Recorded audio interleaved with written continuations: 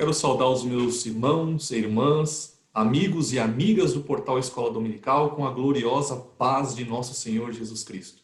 Estamos aqui hoje para realizar mais uma análise e abordagem agora do quarto trimestre de 2020, que tem como tema a fragilidade humana e a soberania divina.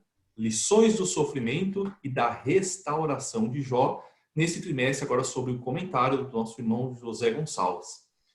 E para brilhantar mais uma abordagem agora virtualmente, né, estamos aí mais uma vez usando os meios da tecnologia devido ao distanciamento social para trazer aí mais estudos e ensinos relacionados a um trimestre da escola dominical. Estamos em distanciamento social, mas não em distanciamento espiritual, porque a igreja é unida em Cristo, para juntos aí prosseguirmos e conhecer a palavra do Senhor, porque é a palavra que leva o cristão ao conhecimento de Deus e, consequentemente, nos leva ao céu. Graças a Deus por isso. E abrilhantando a nossa abordagem, estamos aqui com alguns irmãos conosco, né? Sempre solícitos, sempre apoiando o portal Escola Dominical. Quero já de início fazer um agradecimento especial para o nosso pastor André Moreira, conhecedor de todos aí, que é de longa data colaborador do portal Escola Dominical, sempre tem nos ajudado bastante. Muito obrigado, pastor André, mais uma vez pelo seu apoio. E eu queria que os irmãos fizessem aí uma breve saudação. Vamos começar com o nosso professor, irmão Caramuru, por gentileza. A paz do Senhor para os nossos amados irmãos, é um prazer estarmos encerrando o ano de 2020, este ano do imprevisível, né? E continuando as abordagens, com pandemia, sem pandemia, nós fizemos as abordagens pela graça de Deus. E estamos encerrando este ano estudando um tema muito importante e muito oportuno, né? A fragilidade humana e a soberania divina. Vamos estudar o livro de Jó, mais um trimestre bíblico. Graças a Deus, seja bem-vindo. Sou evangelista Caramuru. Pastor José Serafim de Oliveira. Também gostaria que o irmão desse uma saudação para os nossos irmãos e irmãs do portal Escola Dominical.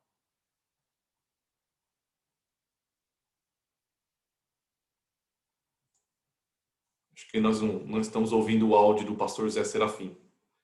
O senhor tem que liberar o seu áudio aí, pastor. Ok, está ouvindo? Isso, agora sim. Amém. Então é uma alegria, eu tenho muita gratidão a Deus por poder estar participando de um grupo seleto, um grupo abençoado. E estamos tendo a oportunidade de comentar um assunto tão importante das Escrituras Sagradas, que vai nos trazer mais e mais conhecimento. E aprender com a palavra de Deus a confiar sempre em Deus, porque por mais que seja diversa a situação, quem confia em Deus vai vencer. Amém, graças a Deus. Agradeço a participação mais uma vez, pastor José Serafim. Também aqui pela primeira vez agora conosco virtualmente, professor Gabriel Francisco. Também dá uma saudação, Gabriel. Tem que só liberar o seu microfone aí que está bloqueado. Cumprimento a todos com a paz do Senhor.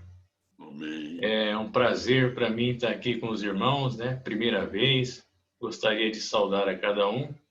E estudando sobre um próximo trimestre que é tão importante, né? Um assunto que faz tempo que não é abordado. Eu mesmo era pequeno quando foi abordado, né? Nunca me lembro de uma lição que falasse sobre Jó, né? Então, para mim é uma novidade. Então, eu creio que vai servir assim como um divisor de águas assim para tantos cristãos aí mundo afora, né? Para aprender com o caráter íntegro, aprender a fragilidade humana e a soberania divina. Com um único exemplo na Bíblia, uma única só pessoa, Jó. Deus abençoe a todos. Amém. Obrigado pela participação, Gabriel. E também conosco, professor Jefferson. Por favor, uma saudação para os nossos irmãos e irmãs. A paz do Senhor para todos os nossos irmãos e amigos aí do portal da IBD. Primeiramente, eu gostaria de agradecer a Deus pela essa oportunidade que Ele está me concedendo nesta manhã. Eu que sou grato a Deus por fazer parte desse seleto grupo. O pastor Serafim falou, mas Eu que fico grato, lisonjeado por fazer parte desse grupo. É uma alegria imensa para mim. Mas é um trimestre, vamos falar um pouquinho assim rapidamente, eu gostaria só de dar frisar um ponto importante nesse trimestre. Será que o crente, ele que serve um Deus Altíssimo, ele pode ou não pode sofrer? Até que ponto esse sofrimento leva o crente a acreditar num Deus vivo, um Deus maravilhoso, um Deus que nos dá a condição de seguirmos nesse caminho que é tão difícil no mundo que nós estamos vivendo?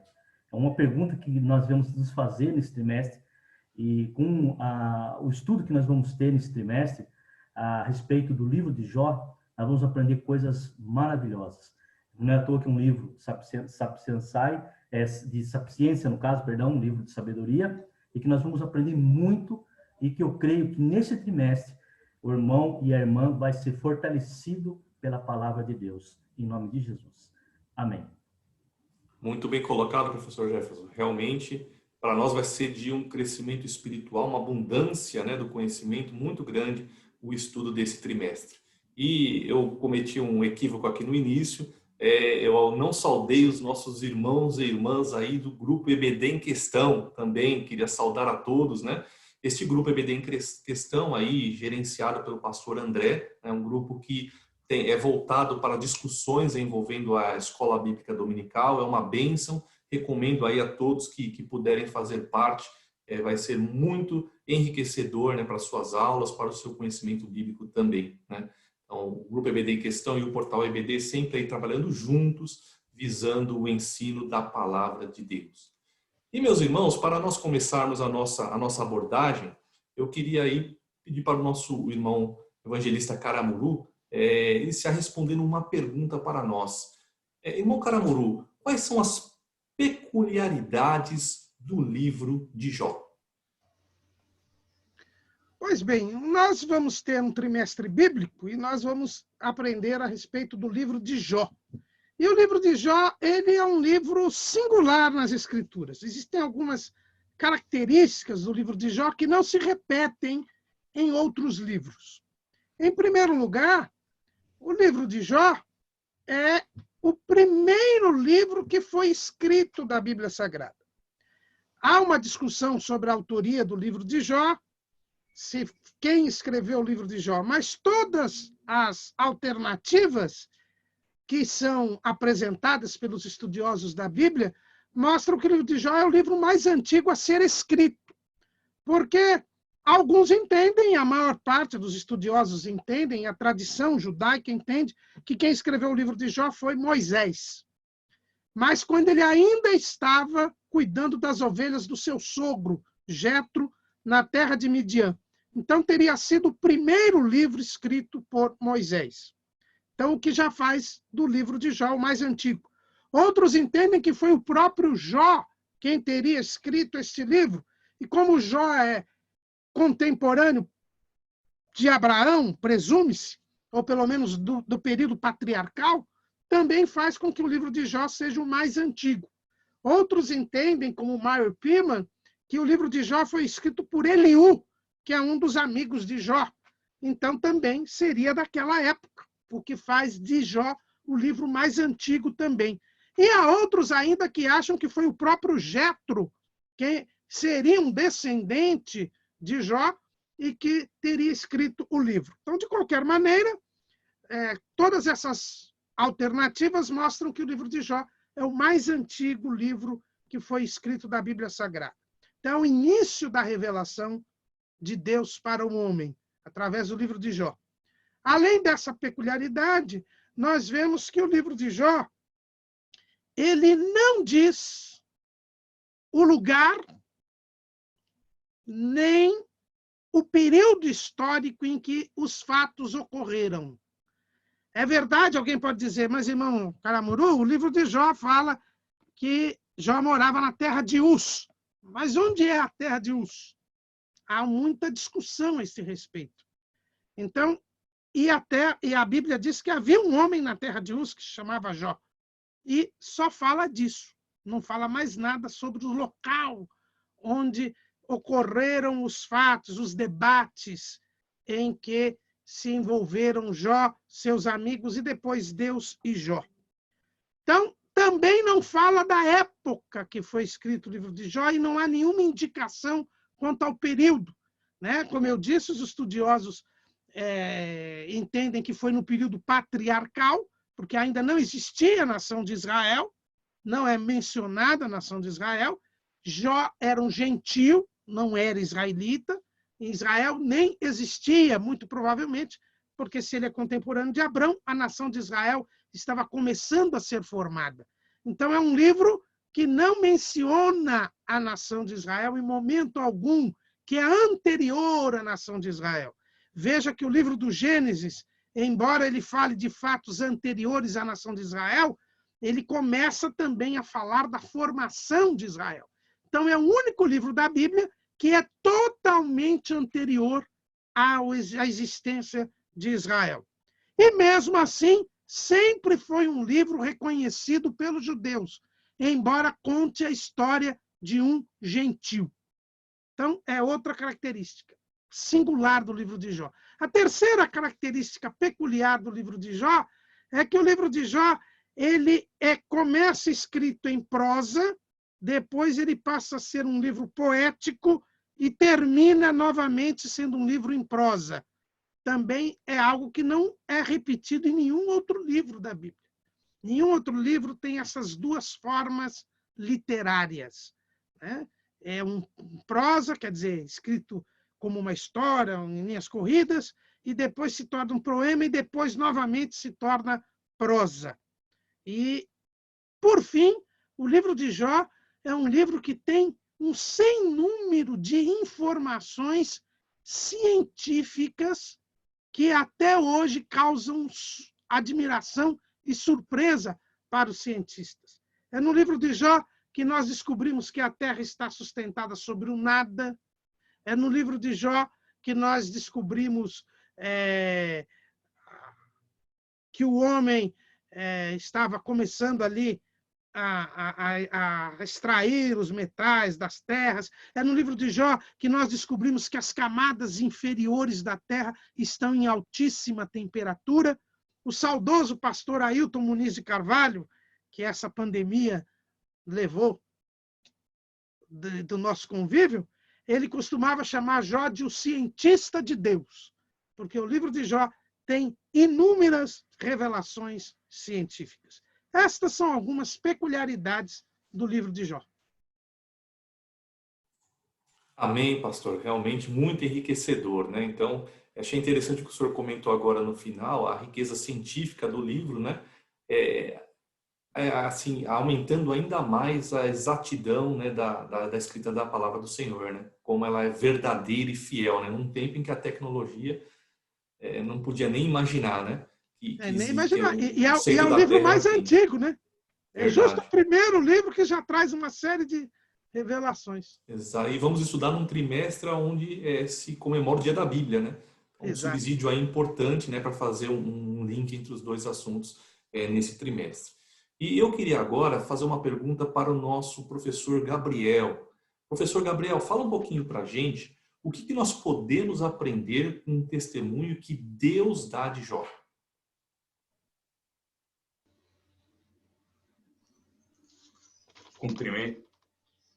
Cumprimento a todos com a paz do Senhor. Quero saudar todos os professores aqui. É um prazer.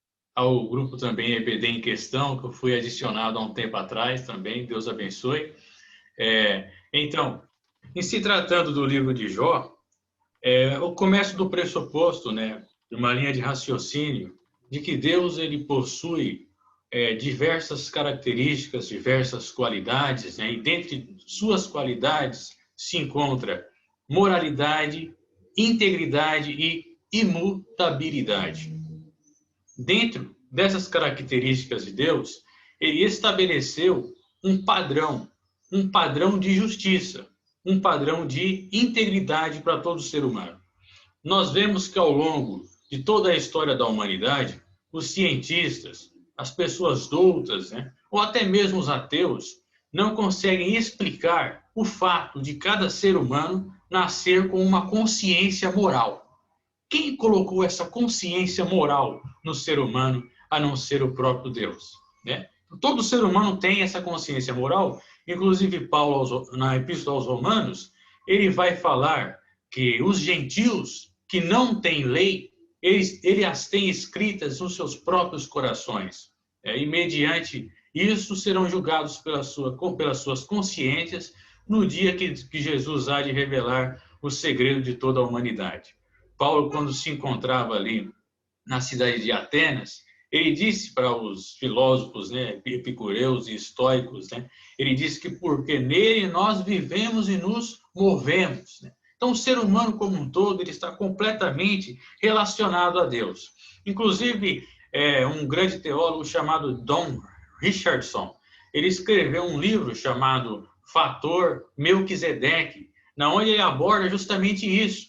Gentios, povos de diferentes nações que serviam ao verdadeiro Deus, ao Deus Altíssimo. Conforme foi muito bem abordado anteriormente pelo pastor Caramuru, Jó, ele era de fato um gentil, né? Ele não era hebreu, ele não tinha linhagem assim hebreia, da mesma forma que Melquisedeque, não sabemos de onde ele era, qual que era a origem de Melquisedeque, mas ele era rei de Salém e era sacerdote do Deus Altíssimo. Jó, ele viveu na era patriarcal, provavelmente um contemporâneo ali dos netos de Esaú, né? Haja vista que ele faz o temanita, é mencionado no livro de Gênesis, na genealogia de Esaú, se eu não me engano, né, como um neto de Esaú. Então, ele foi contemporâneo aí dessa era patriarcal. E como eu estava dizendo, meus queridos irmãos, no começo da história, o homem já nasceu com determinada consciência moral, inclusive para construir, para fazer ou viver a justiça. Nosso pastor Caramuru, né, que é um juiz, ele sabe muito bem a respeito disso, que o Código de Hammurabi, o Código de Ur-Nammu, como explicar essas coisas, né? Numa época tão pré-histórica, tão sem tecnologia, mas o homem nasceu com um padrão de integridade. Então, o Don Richardson, ele também escreveu que diversos gentios, como os incas, tinham uma noção de um Deus criador. Por exemplo, eles tinham uma divindade chamada Viracocha. Viracocha, para eles, era o Deus Supremo, o Deus Criador de todas as coisas. O povo Mbaka, na República Centro-Africana, né, eles também tinham uma noção de que um Deus chamado Coro enviou um seu filho para trazer uma mensagem para a humanidade. Então, esse fato é muito interessante, e saber que um gentil, uma pessoa que não era de nenhuma linhagem semítica, ou talvez pudesse até ser, mas não é mencionada a sua linhagem, é claro, não era de nenhuma linhagem hebreia, mas era um servo do Deus Altíssimo, era um homem íntegro e era um homem reto. Isso mostra que a graça de Deus, ela superabundou em todas as eras, né? Mas, enfim, o que nós podemos aprender com o testemunho que Deus dá de Jó? O testemunho, Jó, como eu falei para os queridos irmãos agora há pouco, esse padrão de integridade estabelecido por Deus ao homem, Jó atendia a todos os requisitos desse padrão. Por quê? Jó, ele era íntegro, ele é totalmente probo, era honesto, ele agia com justiça, né? Ele era honrado, ele possuía conduta irrepreensível. Jó, ele era um homem reto, né? Ele era justo, ele era direito, ele procurava fazer aquilo que estava de acordo com os padrões de justiça. Jó, ele era temente a Deus. E nós vemos que o temor do Senhor é o princípio da sabedoria, e o conhecimento do santo é ciência. Então, se Jó, ele era temente a Deus, Jó também era sábio, né? Jó também, ele era sábio, porque ele era temente a Deus. Uma coisa, ela se complementa com outra coisa, né? Então, de fato, ele já possuía todas essas características. E Jó, além disso, se desviava do mal, né? Ele buscava a santificação sem a qual ninguém verá a Deus. E ele fugia do mal, que não basta você procurar santificar. A Bíblia diz para você fugir também de toda e qualquer aparência do mal, de qualquer coisa que seja maléfica para a nossa vida espiritual. Nós também podemos aprender com Jó, que Jó era um exemplo de patriarca e um exemplo de líder espiritual. Por quê? Porque quando quando os filhos dele davam umas festas, ele ia lá, jejuava, orava por eles, que ele pensava, será que eles pecaram? Será que eles fizeram alguma coisa de errado? Ele se preocupava com o bem-estar de sua família, né? Era um grande exemplo de líder espiritual. E, só para complementar, ele era um diferencial em toda a terra. E Deus, ele ama aquele que é diferente, aquilo que é diferente. Isso atrai os olhos do Senhor. Porque quando Satanás vai para aquela reunião com os filhos de Deus, né, quando tinha aquele acesso, na realidade, vez ou outra, aos filhos de Deus nas regiões celestiais, Deus, ele fala para Satanás, de onde você vem? E Satanás diz, eu venho de perambular pela terra, de andar por ela, de passear por ela. Mas Deus diz, você viu o meu servo Jó? Não há um homem na terra semelhante a ele, que teme a Deus e se desvia do mal. Então Jó, ele era um diferencial em toda a terra. E mesmo depois, mas talvez você pense, mas ele era tudo isso, mas mesmo depois que Deus permitiu que Satanás levasse todo o gado de Jó, fizesse com que os filhos de Jó fossem mortos, mesmo Jó perdendo tudo, ele ainda se mantinha íntegro e ainda se mantinha leal e fiel a Deus, porque ele disse, nu saí do ventre da minha mãe e nu voltarei. O Senhor deu, o Senhor tomou. Bendito seja o nome do Senhor. Qual é a outra lição que nós aprendemos com Jó? Não murmurar, nem mesmo em meio às grandes tribulações. Mesmo passando por grandes tribulações, Jó se mantinha íntegro e reto. E por causa disso, Deus vai dar mais um testemunho de Jó para Satanás. Novamente ele fala, você me incitou para que eu fizesse alguma coisa contra ele, mesmo não havendo motivo. Mas ele continua reto, temente e continua se desviando do mal. Então, realmente, Jó, ele era um diferencial, ele era um exemplo, não somente para aquela época, mas para agora e para gerações vindouras, né? Então, nós podemos aprender com Jó. Sim, e só para finalizar, Jó também era um homem de oração, porque em Jó 42, Deus fala para os amigos de Jó, olha, vocês não falaram o que era reto sobre mim, igual o meu servo Jó.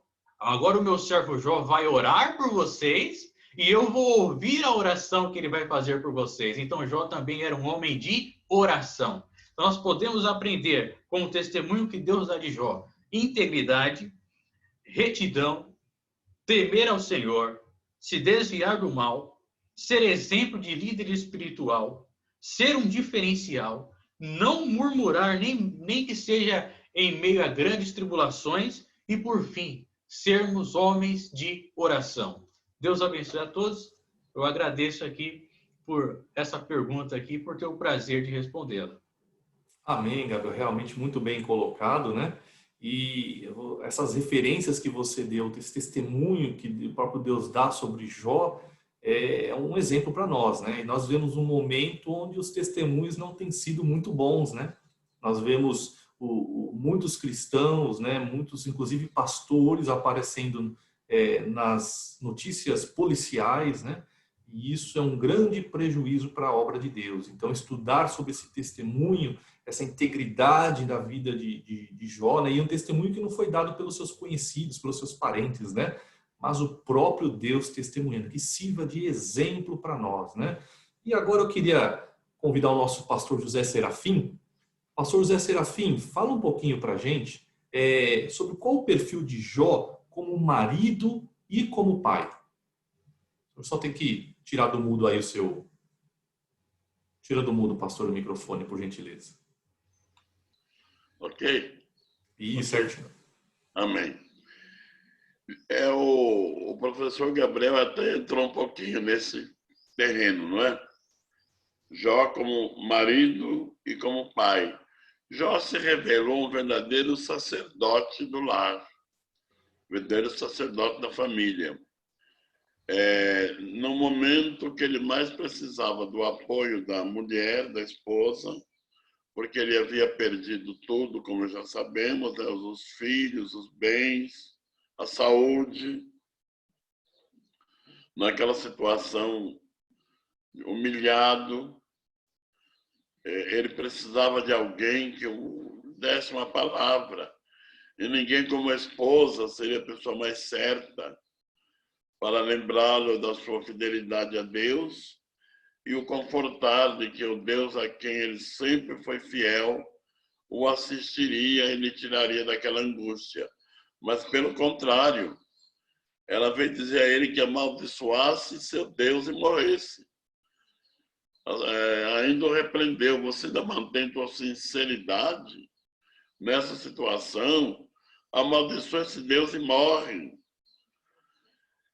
Eu acredito que qualquer homem ficaria muito zangado e talvez até maltratasse a mulher.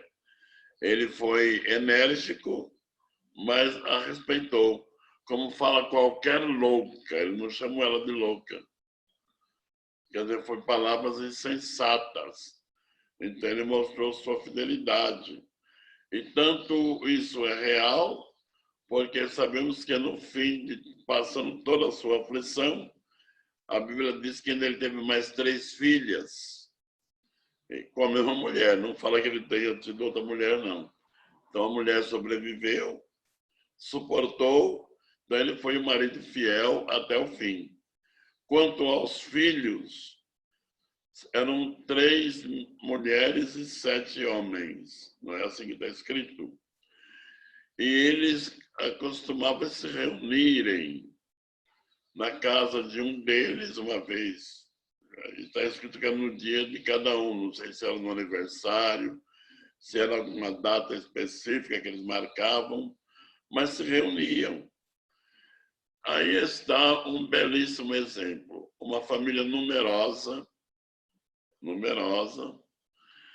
e eles se amavam todos, parece que não havia briga nessa família. Geralmente uma família numerosa sempre tem um ou outro que dá problema, né? Tem um ou outro que é chamado de ovelha negra e, enfim, cria uma situação. Mas parece que a família de Jó foi tão bem coordenada, tão bem orientada, que eles tinham perfeita comunhão. Eles se reuniam na casa de cada um deles e que comiam e bebiam. Então eles se alegravam, tinha comunhão, tinha união. E a preocupação, não diz que o texto que Jó estivesse presente, estavam somente os filhos, mas ele se preocupava. Porventura meus filhos pecaram no afã de uma festa. E é bom lembrar aí que ser crente, quando está no culto de oração, no culto de doutrina, é fácil. Ser cristão sincero de uma festa, a coisa parece que muda um pouco, não é? Na hora do lazer, na hora da diversão, a distração, o descuido, às vezes com palavras inconvenientes, com atitudes inconvenientes. É bom... O senhor está muito radical, pastor Serafim. Eu estou sendo muito radical, não é? Mas oxalá que isso seja uma marca de todo cristão. Ser crente na hora do choro, na hora do culto e nas horas da festa também. Quando há alegria, quando há sorriso. Olha, quantas vezes essas festas de fim de ano, o crente é convidado a participar, às vezes, de uma festa até com parentes, às vezes colegas de trabalho. E lá ele diz, ninguém está vendo, tomar uma cervejinha, uma bebida alcoólica, usar certas expressões inconvenientes. Tudo isso é um modelo que temos na Bíblia. E Jó se preocupava, será que meus filhos se mantiveram com temor a Deus? Ele não ia perguntar para eles nem acusá-los, que homem educado era Jó, não é? Ele não ia incomodar os filhos, mas ele ia buscar a Deus. Está escrito que ele levantava de madrugada. Aí está outra coisa interessante. Geralmente, os homens da Bíblia que mais tiveram vitória levantavam de madrugada. Parece que a madrugada é uma hora boa para se ter comunhão com Deus, para orar, para buscar a Deus. No Salmo 119, em 3 ou 4 vezes, o salmista disse, eu me antecipei à alva, me levantei à meia-noite para meditar nos seus estatutos. Então, Jó já ensinou que era bom levantar de madrugada e buscar a Deus durante a madrugada. E outra coisa interessante, não era em seu favor, não era próprio, mas em favor dos filhos. Porque os filhos pecaram. Não, ele apenas achou que pudesse ter pecado. Podia ter acontecido. Então, ele procurava antecipar uma situação para a família continuar abençoada.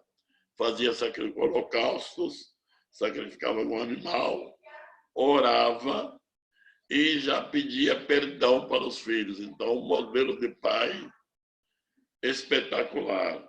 Um modelo de sacerdote do lar espetacular. Então, temos muito que aprender com Jó, com a sua maneira de proceder. Nós ainda comentaremos mais alguma coisa no decorrer da nossa palestra. E que essa escola dominical, esse trimestre, vem enriquecer muito a vida espiritual de todos, professores e alunos, e da igreja toda. Amém. Deus abençoe. Graças a Deus. Bom, Caramuru, deixa eu... Prontinho, pode falar, meu querido. Eu só para lembrar, eu estava estudando sobre esse assunto, né, que a gente está estudando Jó, e lembrar o seguinte, que ele orava pelos pecados que, porventura, os filhos tivessem feito no seu coração. Quer dizer, porque dá a impressão seguinte, que eles tinham um comportamento tão bom que ninguém tinha que falar mal dos filhos de Jó, mas Jó se preocupava com que eles pensassem. Né? Olha a preocupação de Jó. E outra coisa, a oração de Jó era ouvida. Tanto que lá no fim, como disse já o irmão Gabriel, no fim, Deus mandou que os amigos de Jó fossem falar com Jó para que Jó orasse por eles. Então, quer dizer que Jó, quando orava, a oração dele era ouvida por Deus em favor dos filhos.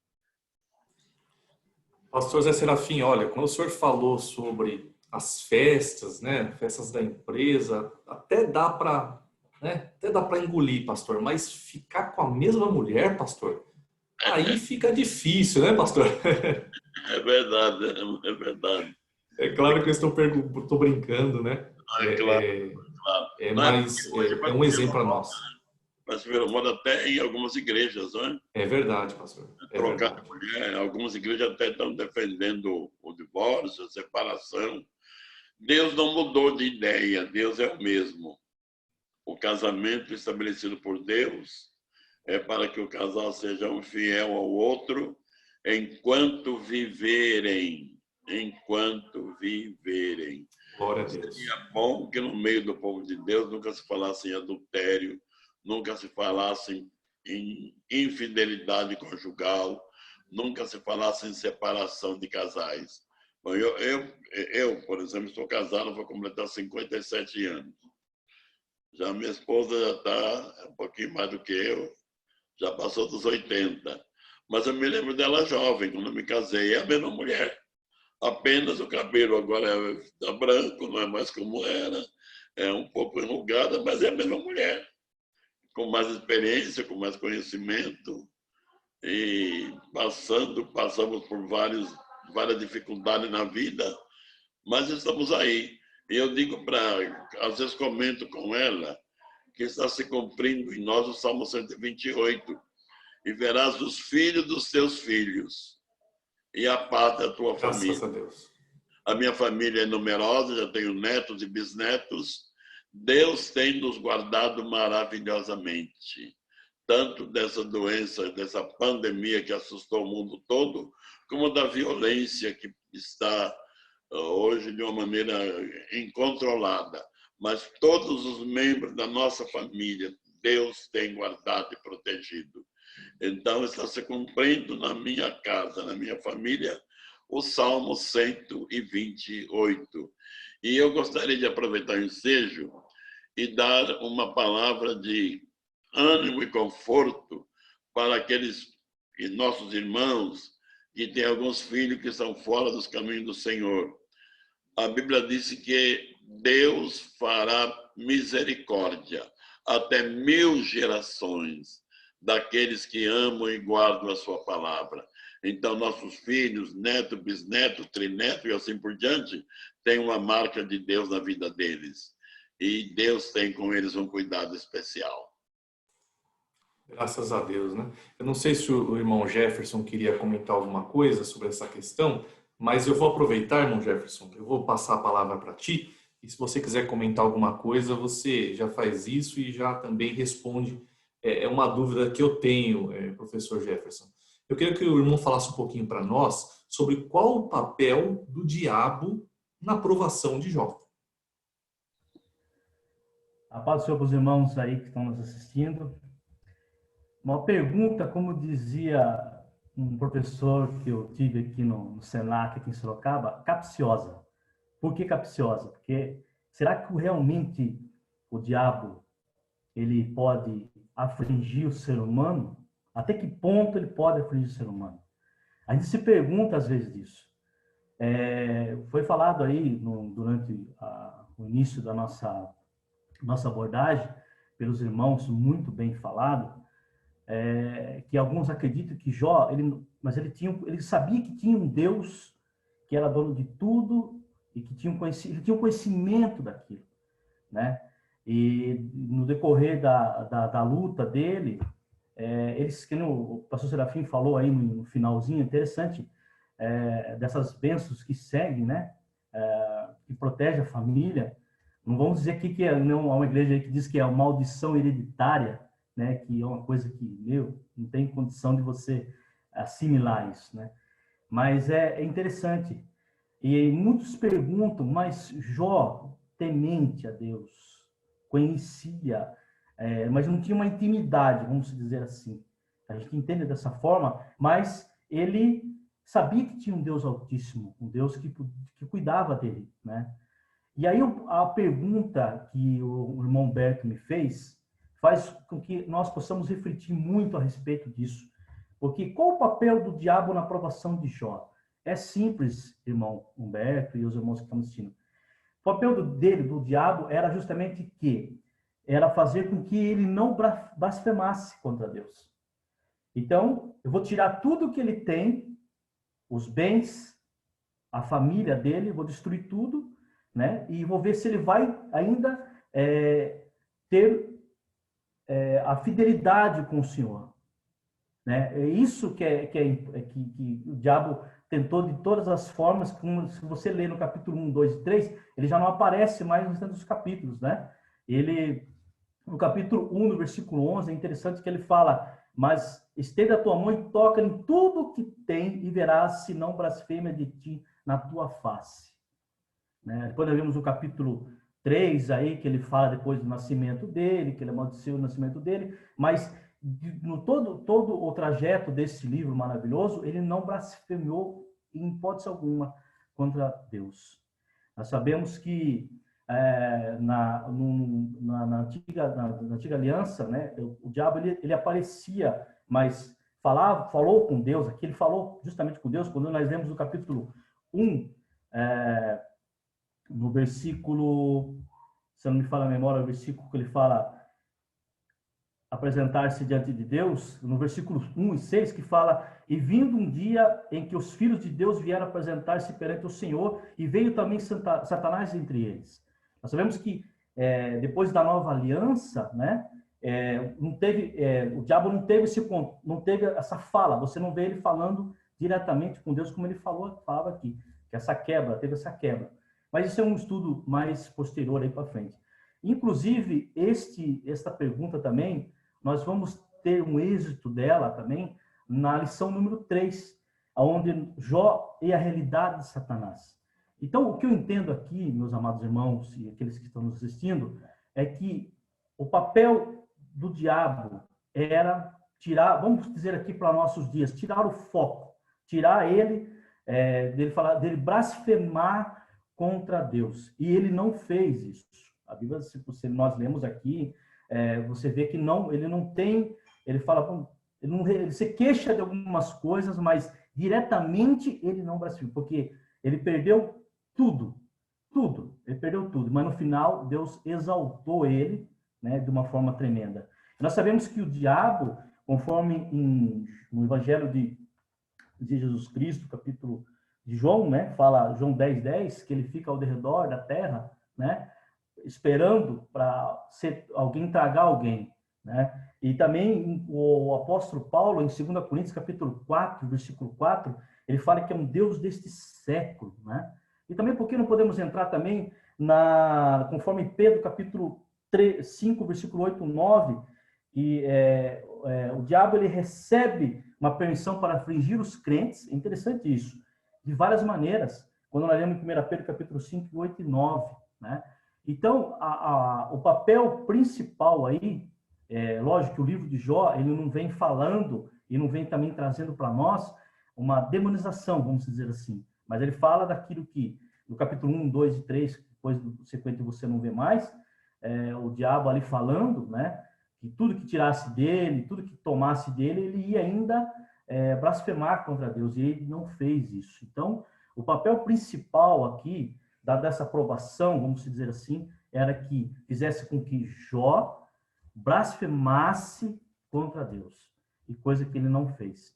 E o que nós trazemos, o que nós podemos trazer para os nossos dias, para o nosso conhecimento, é que, apesar de todas as provações que nós passamos, e todas as dificuldades que nós passamos na vida, de percas, tanto materiais, como também entes queridos, nós temos que continuar servindo ao nosso Deus Altíssimo, porque é Ele que é dono de tudo, Ele sabe de tudo. Então, é um Deus, como foi falado, imutável, um Deus de amor, né, de vários atributos que tem o nosso Deus, né? E é isso que nós temos que aprender. E esse trimestre vai nos ensinar muito. Como eu falei aqui no início da nossa apresentação, o crente que é servo de Deus, ele pode sofrer, ele deve sofrer. Por que Deus permite esse sofrimento para o ser humano, mesmo sendo fiel a Ele? Por que eles... Então, nós vamos aprender nesse trimestre. Estou aqui, para finalizar aqui, Humberto, estou aqui a capa da nossa revista, né, a abordagem dela fala que a fragilidade humana, então nós somos totalmente frágeis, e a soberania divina. Eu fico com essas palavras aí. Amém, meu irmão? Amém. Realmente aí o inimigo fazendo o seu papel de adversário, né? Que é o que ele mais sabe fazer. Né, irmão Caramuru, quer falar um pouquinho, meu querido, por favor? Não, só para dizer que do nosso trimestre, quando for feita a lição 3, nós vamos publicar um sermão do Charles Spurgeon, que eu acho assim, que é uma lição muito interessante sobre o papel do diabo na aprovação de Jó. É um sermão dele chamado Satanás Considerando os Santos. Nós vamos publicar junto com a lição 3. Amém. Sim, realmente. Irmãos, nós vamos entrar agora num assunto que vai ser muito importante para todos nós, mas também para aqueles pregadores que gostam ali de pregar nas falas dos amigos de Jó, né? Então, aqueles 4 amigos, né? Então, vai ser muito importante para que a gente venha entender corretamente a palavra do Senhor e não incorrer aí umas pregações um pouco fake aí, né? Que seguem um caminho que realmente não é o que condiz com a palavra de Deus. E eu queria que nosso irmão Caramuru falasse primeiramente sobre Elifaz. Irmão Caramuru, qual o pensamento de Elifaz a respeito de Deus e do sofrimento?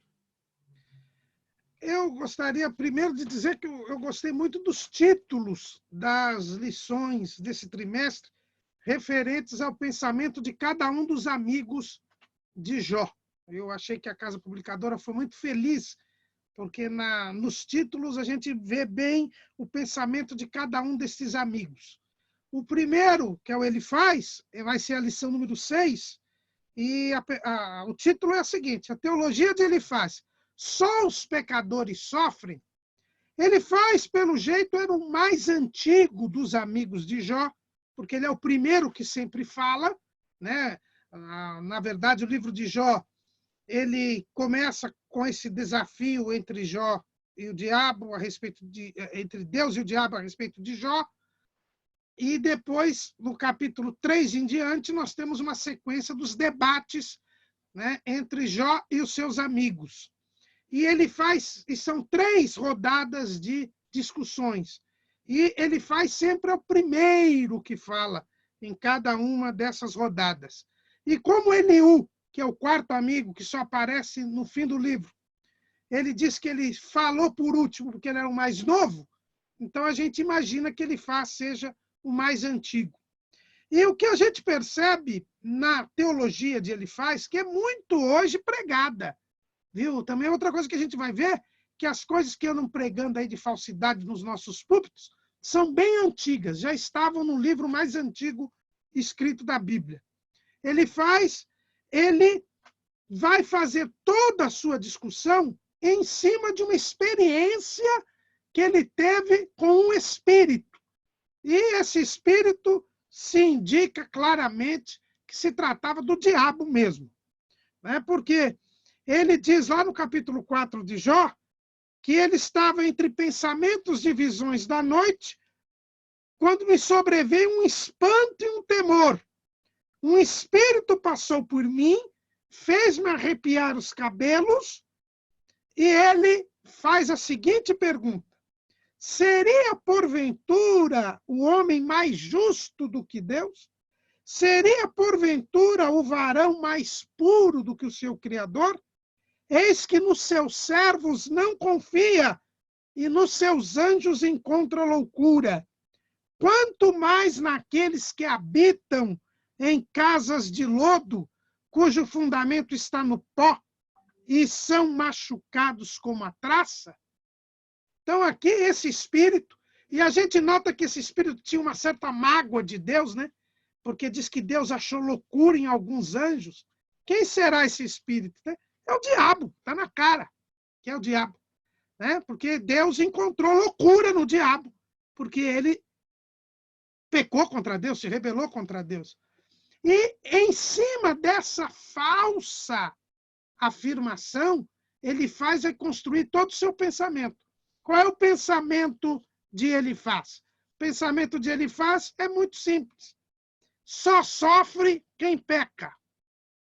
Deus não leva em conta o homem, não confia no homem, o homem não pode ser mais justo do que Deus, e, portanto, Deus só sofre quem peca.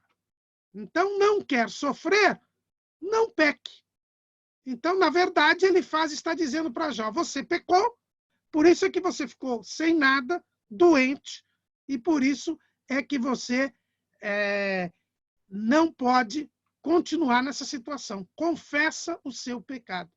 Então, ele parte do sofrimento de Jó para dizer: só sofre quem peca. O sofrimento é resultado do pecado. Se Jó está sofrendo, é porque pecou. Se ele se arrepender do seu pecado, o sofrimento acaba. Esse é o pensamento de Elifaz, que é um pensamento falso, porque nem sempre o sofrimento é causado por pecado. Pecado causa sofrimento? Causa, mas nem sempre o sofrimento é causa de pecado. No caso de Jó, Jó não tinha pecado, mas estava sofrendo. Então, esse é o pensamento. E hoje em dia, vocês conhecem, existe aí uma grande denominação cujas portas dos seus templos está escrito: pare de sofrer. Só que não é isso que Jesus ensina. Jesus diz: no mundo tereis aflições, mas tende bom ânimo, eu venci o mundo. Nem todo sofrimento é causa de pecado. E Elifaz acusa Jó de pecado sem nenhuma evidência, só porque um espírito, que era o diabo, lhe disse isso. E é em cima desse pensamento que ele vai dizer que Deus, ele faz sofrer quem peca. O Deus de Elifaz não tem misericórdia, o Deus de Elifaz não tem compaixão, e, segundo Elifaz, só há sofrimento quando há pecado, o que não é verdade. Realmente mais uma mentira de Satanás, né, pastor? E está muito atual em nossos dias, né? E até o senhor falou sobre uma certa denominação, ela até ampliou, né, o discurso de Elifaz, que não é só quem peca também, mas é quem não dá todo o seu dinheiro também, né? Exatamente. E aí você já, se você pecou, você voltou à época das indulgências, né? Você compra o seu perdão. Isso também é bastante perigoso. E eu queria pedir agora, em continuação, que o pastor José Serafim falasse um pouquinho de Zofar. Qual o pensamento de Zofar a respeito de Deus e do sofrimento, pastor Zé Serafim? Pois não, irmão. Pegando um gancho no comentário, por sinal muito rico, do Dr. Calamuru, que ele mostra que o sofrimento nem sempre é causa do pecado individual. O sofrimento é fruto do pecado, sim, mas não individual, é da natureza pecaminosa que já dominou o mundo. E nós só seremos completamente livres quando se cumprir aquela profecia de João Batista. Eis aí o Cordeiro de Deus que tira o pecado do mundo. Aí então não haverá mais sofrimento. Está escrito que toda lágrima Deus limpará. Então, e aprendemos uma outra coisa com esses amigos de Jó. Geralmente somos convidados a visitar algum irmão doente, orar por ele, dar um conforto. E às vezes nós cometemos o mesmo erro que cometeram os amigos de Jó. Irmão, o senhor pecou, confesse seu pecado. E começa a colocar uma pessoa numa situação, em vez de levar conforto, leva acusação. Visitando um doente, nós aprendemos aqui, vamos levar conforto para ele, vamos orar por ele. Se a sua doença for uma punição de Deus para que haja um arrependimento, o próprio Espírito Santo vai tocar no coração dele e ele vai perceber e vai confessar o seu pecado. O apóstolo Paulo também fala sobre isso lá no capítulo 11 de 1 Coríntios, quando ele diz que quando nós somos castigados por Deus, somos punidos, julgados por Deus, é para não sermos condenados com o mundo. Como isso é interessante, não é? Às vezes Deus permite que um crente passe por uma enfermidade, uma situação, para despertar a sua memória e ele se lembrar que precisa ter um conserto com Deus. Mas isso é entre ele e Deus. Nós não temos o direito nunca de acusar o nosso irmão ou apertá-lo para confessar alguma coisa que ele examina a consciência e não encontra do que confessar. E no caso aqui de Zofar, ele parece que ela é bem cruel também com Jó, né? Primeiro ele enalteceu a Deus, mostrou o quanto o homem é diferente de Deus. Deus é muito alto, o homem é muito baixo, Deus é o dono do universo, o homem é restrito. Ele mostrou aí que o dever do homem está sendo submisso e dependente de Deus. E depois ele aperta muito com Jó, mostrando que o sofrimento de Jó era a causa de pecado. Então ele foi mais, parece-me, desculpe se a minha expressão foi muito pesada, parece que ele foi mais um agente de acusação igual ao diabo do que um amigo. Porque o diabo é o acusador de nossos irmãos, ele acusa sempre. E quando eles acusavam Jó, parece que estava a serviço de Satanás, acusando. Agora, como é triste uma pessoa ser acusado, examinar a consciência, e a consciência não o condena. Ele não encontra alguma coisa grave que o condene, mas alguém insistindo e acusando e falando. Então, é uma situação bastante dificultosa, assim, bastante ruim. E Zofar parece que alimentou bastante isso. Tanto ele exaltou a Deus, mostrando a diferença de Deus e o homem, e exortando Jó a confessar, a abrir o coração, e prometendo até que se ele confessasse o pecado, ele voltaria a ter uma vida boa, regalada e maravilhosa.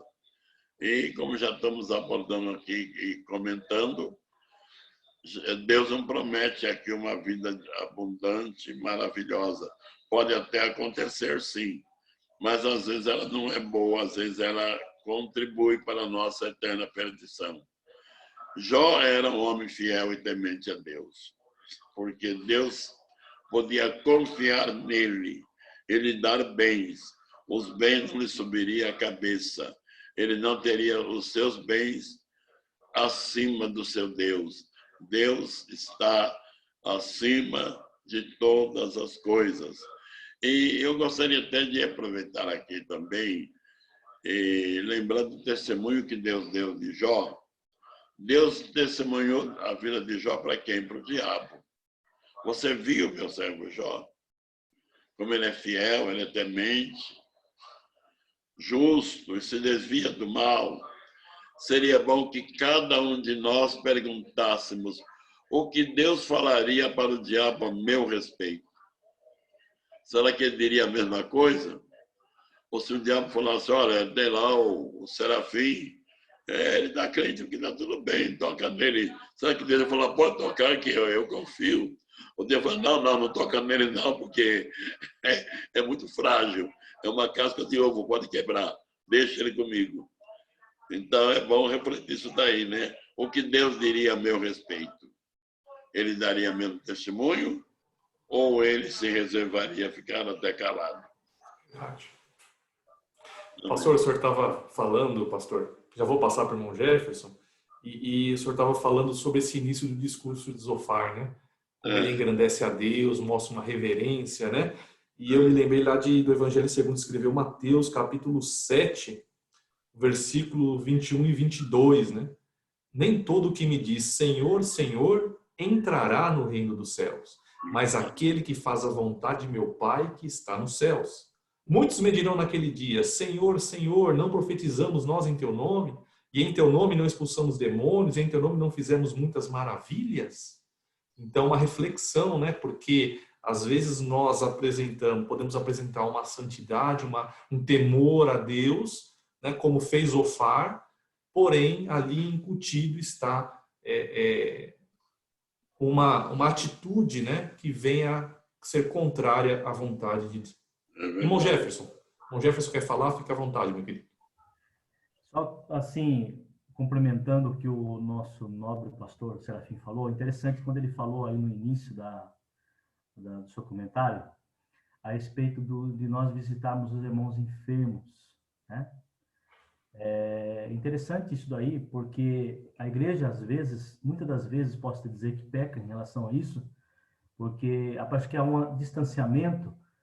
Se o irmão está enfermo, que nem questiona, o irmão, em vez de ir lá levar uma palavra de conforto, né, o irmão está em um leito de morte, vamos dizer assim, no hospital, ou dentro da casa dele, tem irmão que vai lá para matar mais ainda o que já está morto, praticamente. Isso é um fato triste, que a gente vê, mas ele está assim porque ele pecou, ele está assim porque ele entrou no mau caminho, ele estava junto com nós, saiu, voltou e está nessa situação.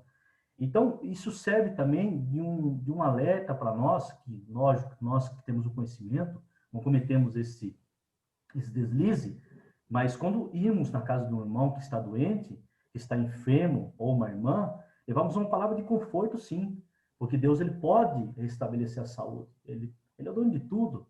Agora, a situação que o pastor Serafim tocou, a gente tem que pensar como uns verdadeiros servos de Deus que nós somos e ter amor ao próximo, né? Porque os amigos que diziam que eram amigos de Jó, a gente vai lendo durante os capítulos aí, a história, a maioria deles tinha um pensamento, cara, ele fez alguma coisa errada, por isso que ele está assim, os filhos dele fizeram alguma coisa errada, porque ele está assim. E nós, no nosso meio, tem crentes, tem irmãos que fazem e agem da mesma forma. Não é só no tempo de Jó, não. No nosso tempo também tem, até pior. Então, eu só queria refletir um pouco nesse comentário que o pastor Serafim falou, de extrema importância e que faz com que a gente possa meditar isso daí, porque realmente, em muitos casos, é complexo, é bem complicado. Mas isso, viu, irmãos, era só no tempo de Jó, viu? Nós estamos estudando hoje, só para nós aprendermos, né? Hoje não tem, hoje isso não acontece, né? Bom, Jefferson, brincando um pouquinho, né? E continuidade sobre a análise que nós estamos fazendo sobre os amigos de Jó, eu queria que o nosso irmão Caramuru falasse um pouquinho sobre Bildade.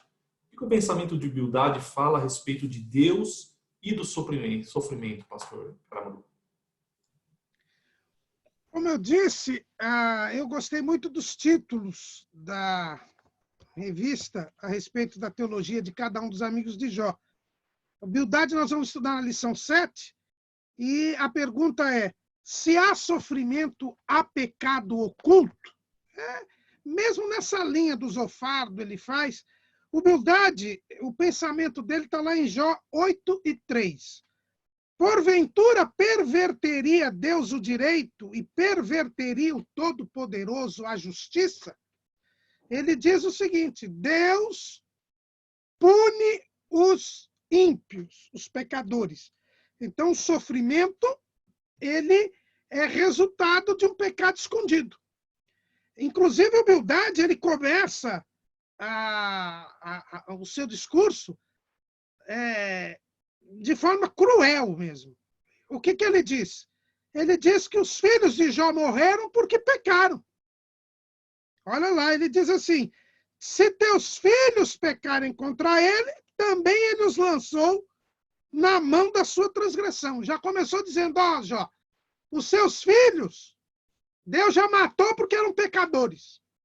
E agora você ainda não morreu, mas vai morrer se você não confessar o pecado.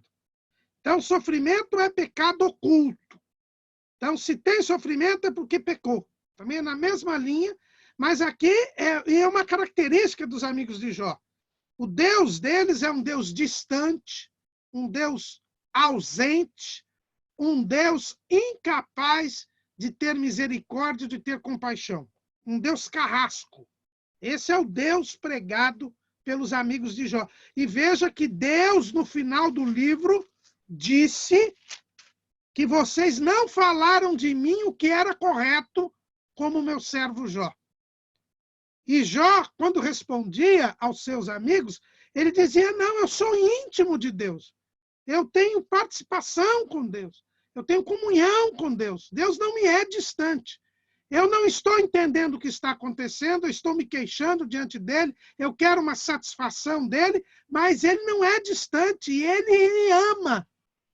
E eu tenho esperança nele. Eis a diferença entre os amigos de Jó, que conheciam um Deus teoricamente, mas não tinham uma prática com Deus, uma experiência com Deus. E isso também é uma lição para nós hoje. Nós muitas vezes construímos uma imagem de Deus de acordo com a nossa cabeça, de acordo com o nosso pensamento, e Deus tem que se encaixar naquela imagem. E não é assim. Por isso que o nosso texto, nosso título, do tema é A Fragilidade Humana e a Soberania Divina. Mas para a Bildade era assim: Deus é justo, então ele nunca poderá permitir que o pecador não tenha sofrimento. Então, se Deus é justo, só sofre quem peca. E não é assim. Não é assim. Porque ao lado da justiça de Deus, existe também a misericórdia de Deus, a compaixão de Deus, e isto é totalmente fora do discurso de Bildade. E até aqui eu finalizei já a resposta, mas só lembrar para os irmãos que toda vez que a gente for pregar no livro de Jó, ou fazer um estudo no livro de Jó, a gente tem que tomar cuidado quanto às afirmações a respeito de Deus. Porque se são afirmações dos amigos de Jó, nem sempre elas correspondem à realidade. Porque o próprio Deus disse lá que eles falaram que não era correto a respeito de Deus. Então a gente tem que tomar cuidado com isso. Amém, realmente, pastor. Temos muito a aprender, com esses ensinos do livro de Jó. E para a gente fechar essa análise sobre os amigos de Jó, eu queria que o pastor José Serafim falasse sobre o mais novo, Eliú, Então, que o senhor falasse qual o pensamento de Eliú a respeito de Deus e também do sofrimento.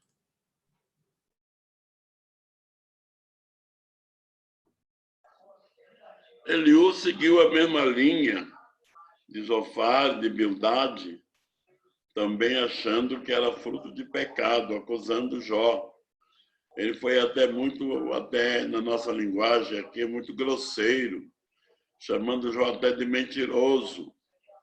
E olha que falta de piedade desses amigos, não é? Era um amigo, ou conhecido de Jó. Se era amigo, não sei, mas era um conhecido. Porque Jó era um homem próspero, um homem rico, um homem respeitado na sociedade. Pessoa assim tem muitos amigos, não é? Amigos, às vezes, entre aspas, não é muito amigo. E os amigos foram visitar, ouviram a notícia que Jó estava doente, vamos lá ver o nosso amigo. Quem sabe ele tem até um dinheirinho lá para ajudar a gente, né? Quem sabe essa coisa tá boa do lado dele, vamos lá passar um tempo com ele. Mas quando eu vi no estado de Jó, está escrito que ficaram 7 dias sentados, calados, sem ter o que falar. E aí a dificuldade de compreender, como falou muito bem o doutor Calamuru, eles tinham um Deus, um conceito diferente de Deus. Achando que Deus, como muitos pintam Deus até hoje ainda, Deus parece um velho carrasco de barba branca com um bastão na mão, pronto a desferir em qualquer um que não faça a sua vontade. Quer dizer, colocamos Deus num lugar que não existe. Quando Deus, na verdade, é amor, né? Um grande e profundo amor. Jó tinha experiência disso, por isso ele suportou tudo.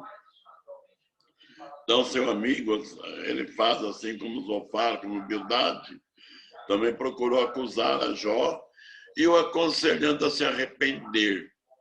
O doutor Calamuru, ele trabalha nessa área, é um juiz.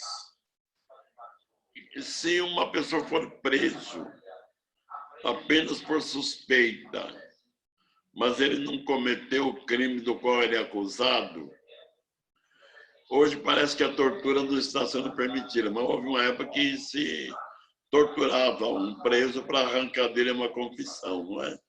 Olha, como é difícil a pessoa confessar uma coisa que ele não fez. Ele examina a consciência, não, isso eu não fiz. Mas ele é acusado. E, às vezes, para não sofrer mais humilhação e mais afronta, acaba confessando algo que não praticou. Me parece que Jó estava na situação. Esse Eliú, Zofar e Bildade parece que eram os promotores de acusação. A função é acusar, é achar alguma coisa que ele errou e comprovar o seu erro. Olha que eles, em vez de ajudar, aumentaram o sofrimento de Jó, colocando numa situação mais difícil. Agora, quem foi o advogado de defesa de Jó? Foi o próprio Deus. Deus entrou em sua defesa. Primeiro, Deus fez um diálogo com Jó. O diálogo de Deus acalma, traz paz. Jó não sabia o que se passava no mundo espiritual. Se ele soubesse, ele teria mais força de suportar. Mas ele não sabia. Ele não sabia do diálogo do diabo com Deus. Nem sabia se o diabo tinha esse acesso a Deus. Por isso daí ele não sabia. E depois a acusação dos amigos, a aflição dele era muito grande. Agora Deus começa a falar com ele. Quando Deus fala, a voz de Deus traz calma, a voz de Deus traz paz, a voz de Deus alegra. Aí Deus amorosamente começa a conversar com Jó. Jó, você não entende mesmo, Jó.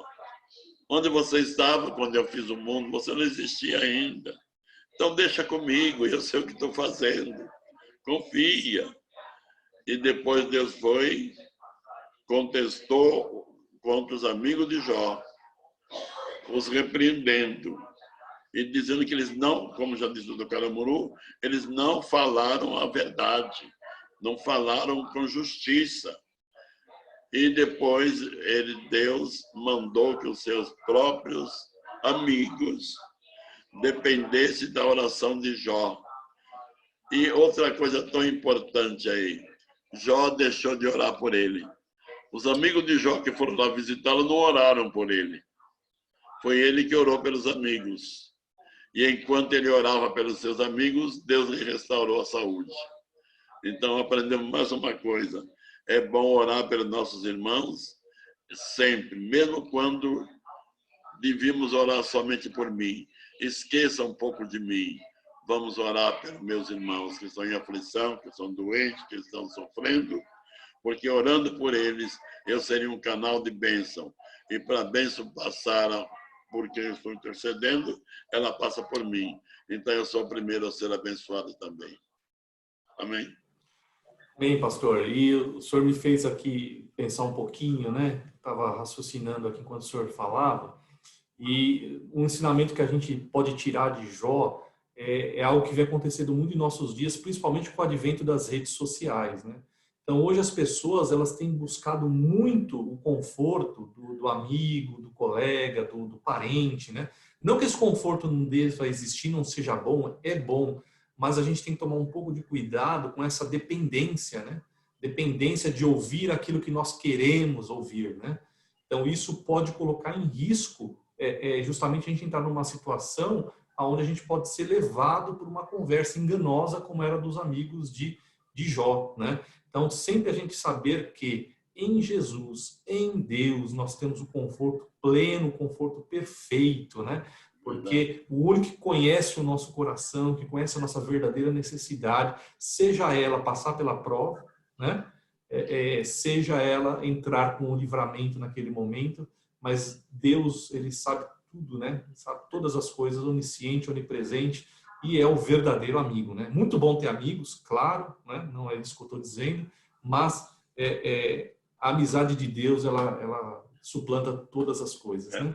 É verdade. E nós estamos chegando à parte final da nossa abordagem, né?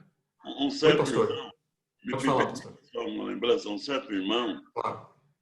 ele me perguntou se o caso de Jó não era apenas uma simples parábola, se não tinha sido um caso real, era uma parábola, porque ele tinha ouvido alguém dar até estudo dizendo que o caso de Jó era uma simples parábola e não era um caso real.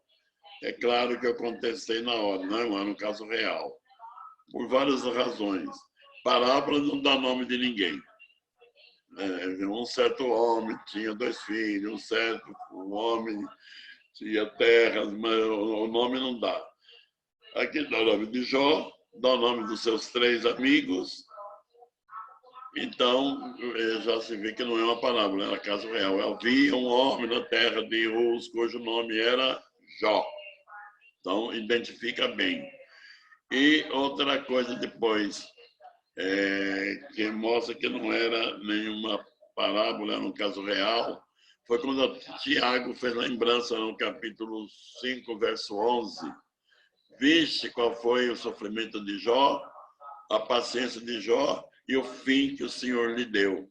Aí, Tiago incentivando os crentes a terem paciência também na tribulação, copiando o modelo de Jó. Já faz isso muitos anos, mas Deus é imutável. Continua o mesmo Deus.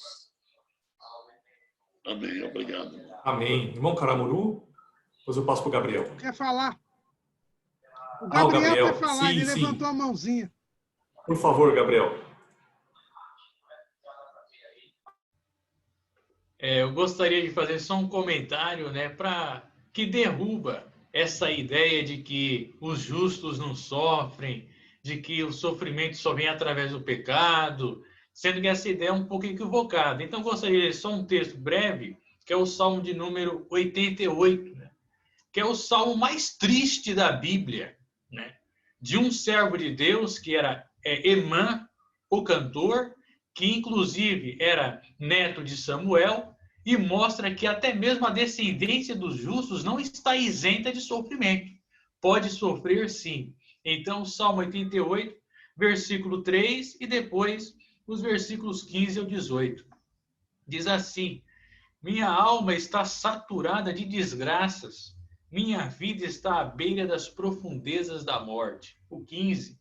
Desde muito jovem tenho sofrido e ando próximo da morte. Os teus terrores levaram-me ao desespero. Sobre minha existência se abateu a tua ira. Os pavores que me causa me consumiram. Cercam-me o dia todo como uma inundação. Fazem-me submergir em agonia. Afastaste de mim os meus amigos e todos os meus conhecidos de jornada. As trevas são a minha única companhia. Então, olha o sofrimento que Emã, que também era um servo de Deus, também era um justo, tinha e desde a sua juventude, né? Afora também Asaf, que quase se desviou quando viu a prosperidade dos ímpios, e para ele as coisas não estavam dando certas. Nós também vemos que Eliseu morreu doente, Paulo tinha um espinho na carne, Timóteo tinha um problema estomacal. Então essa ideia que perdura nos dias de hoje, de que o cristão, de que o justo, de que o servo de Deus não sofre, é uma ideia completamente equivocada, que o mesmo sol que nasce para o justo, nasce para o ímpio também. Então as consequências, né, as condições são favoráveis a qualquer pessoa. Não importa se é um servo de Deus ou se não é, todos estamos sujeitos à dor e ao sofrimento. Verdade, irmão Gabriel. E agora eu queria pedir para o pastor José Serafim falar um pouquinho para nós, pastor, qual foi o objetivo de Deus em provar Jó? Eu creio que muita dúvida deve existir em relação a esse assunto.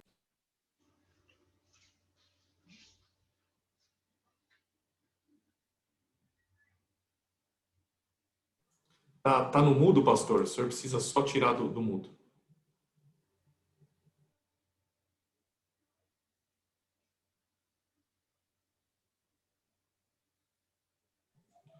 Pastor, a gente não está ouvindo o senhor, está no mudo.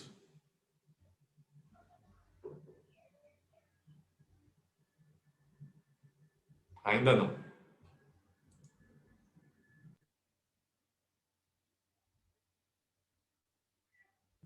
Ainda está no mudo, pastor. Tem que clicar lá no microfoninho.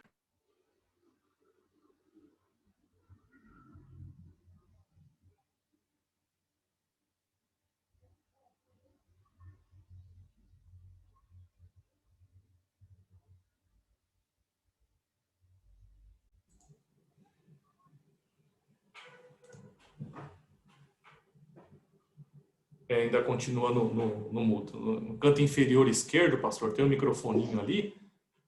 Se o senhor clicar, ele libera o áudio do microfone do senhor.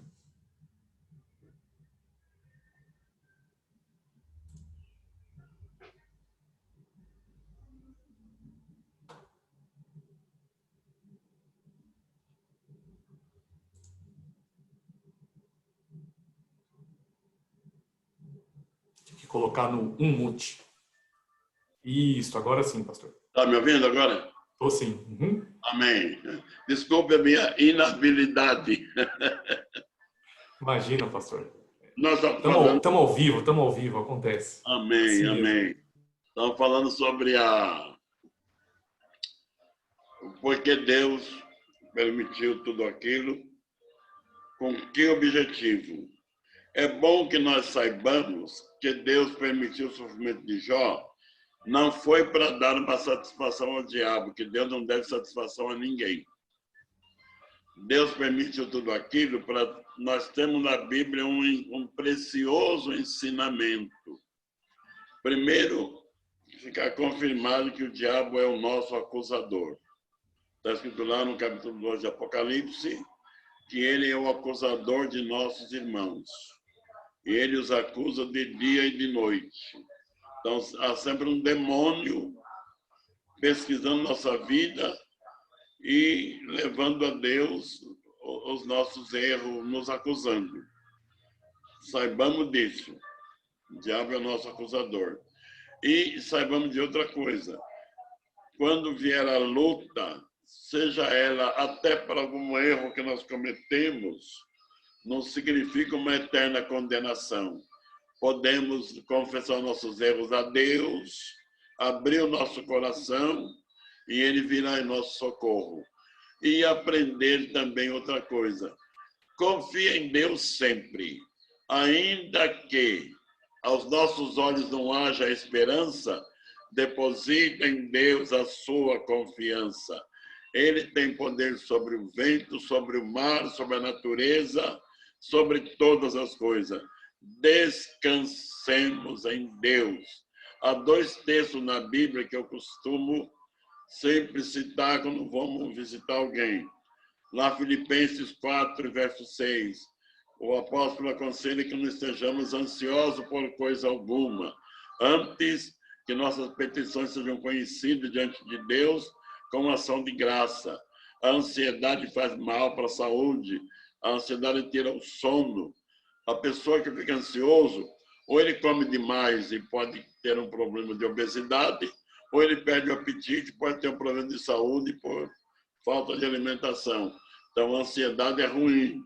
E a palavra nos recomenda que não sejamos ansiosos por nada, mesmo que pareça que a coisa vá mal. Tenha paz e confiança em Deus.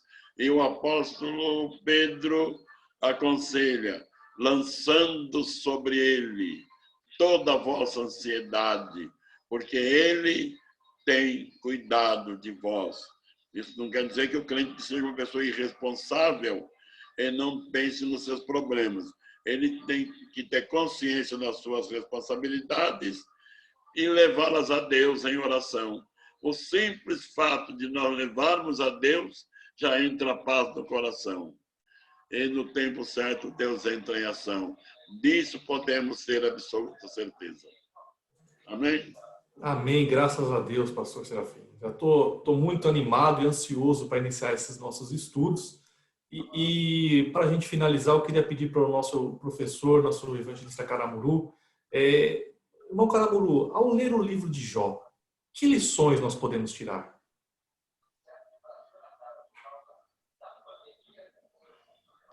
Bom, depois de tudo que a gente já aprendeu aqui hoje, a gente vê que o livro de Jó, ele nos fala, em primeiro lugar, que existe uma dimensão da eternidade que não está ao nosso alcance enquanto nós estamos aqui na peregrinação terrena. Veja que aquele diálogo entre Deus e o diabo, que ocasionou todo o problema de Jó, era desconhecido de Jó, dos seus amigos. Jó não sabia que Deus dava testemunho dele. E ele sofreu tudo aquilo. Para quê? Para que ele aprendesse, em primeiro lugar, que apesar da comunhão que ele tinha com Deus, essa comunhão poderia crescer. Veja que Jó vai questionando a Deus o porquê daquele sofrimento, querendo uma satisfação de Deus, e o pastor Serafim já disse que Deus não dá satisfação a ninguém.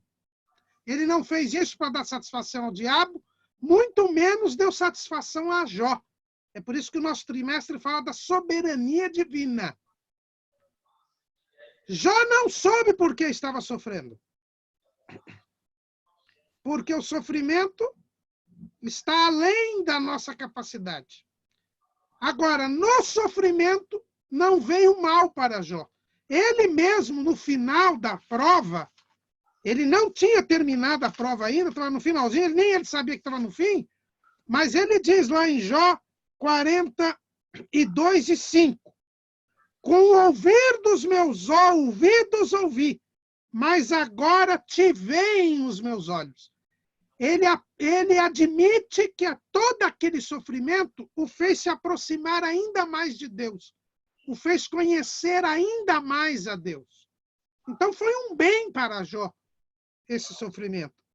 Então a gente aprende que não dá para nós descobrirmos os desígnios divinos, nós não temos capacidade de entender a Deus, não vale a pena ficar querendo entender a Deus, nem pedir a Deus satisfação, porque Deus não deve satisfação a ninguém.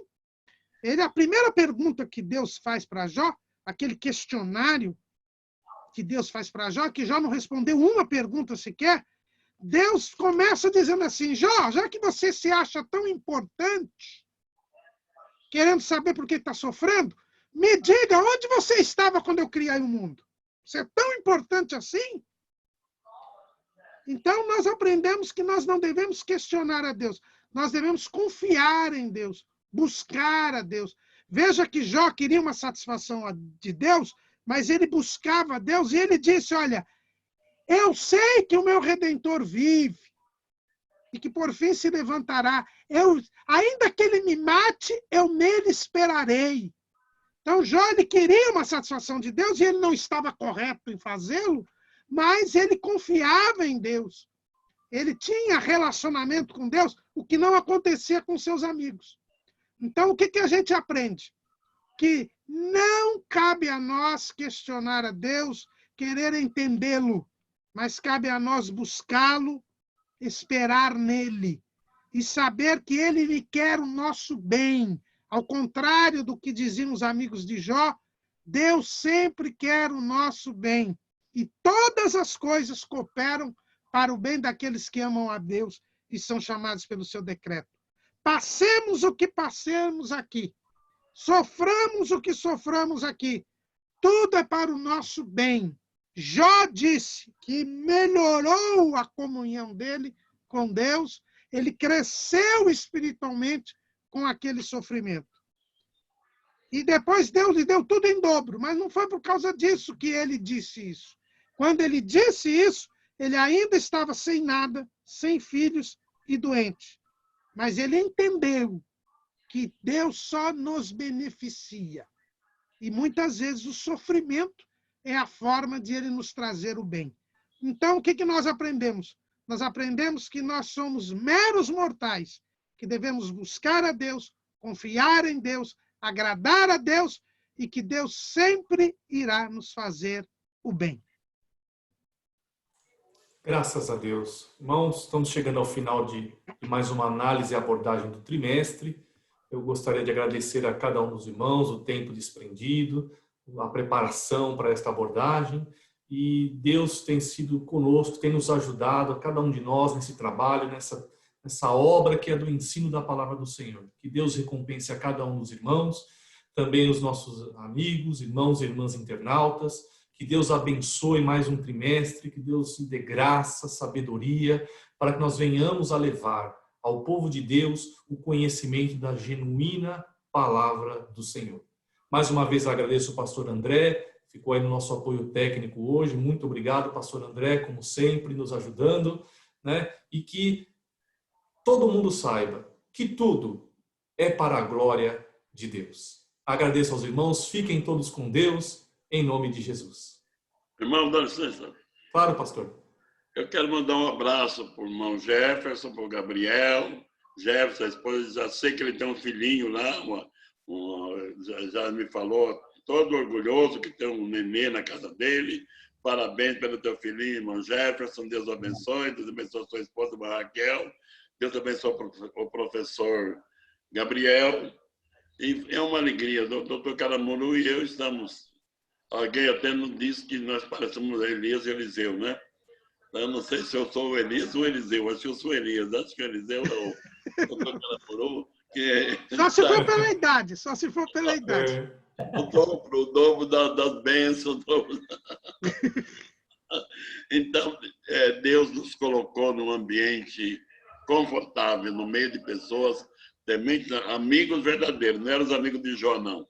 Eram amigos de Jesus e nosso irmão na fé. Deus lhes abençoe, amados. Amém. Aliás, Amém, os amigos de Jó nos faz lembrar, isso é do tempo do irmão Serafim, o amigo da onça, né? Amigo da onça. Amigo da onça é complicado, hein? Irmãos, Deus abençoe os irmãos, em nome de Jesus. Amém. Fiquem com Deus, obrigado a todos. E acessem o portal Escola Dominical, o Grupo EBD Cristão, que com certeza teremos um trimestre abençoado. Amém.